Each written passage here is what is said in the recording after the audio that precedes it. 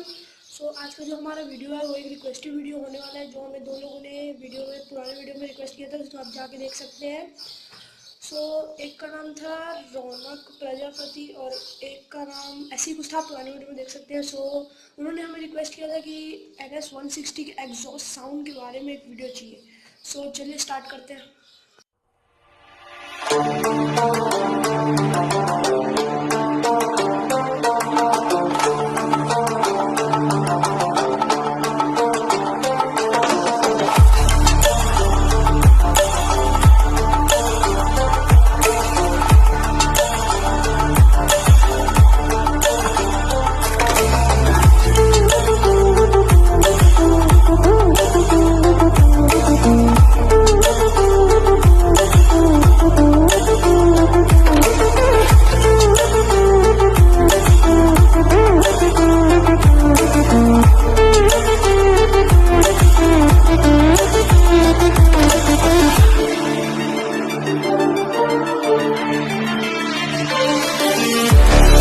चलिए स्टार्ट करते हैं।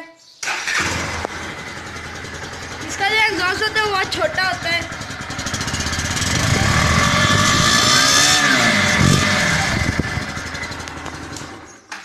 सो गाइस, अगर आपको ये वीडियो पसंद आया है तो मेरे वीडियो को लाइक कीजिए, मेरे चैनल को सब्सक्राइब कीजिए और मिलते हैं अब नेक्स्ट वीडियो में।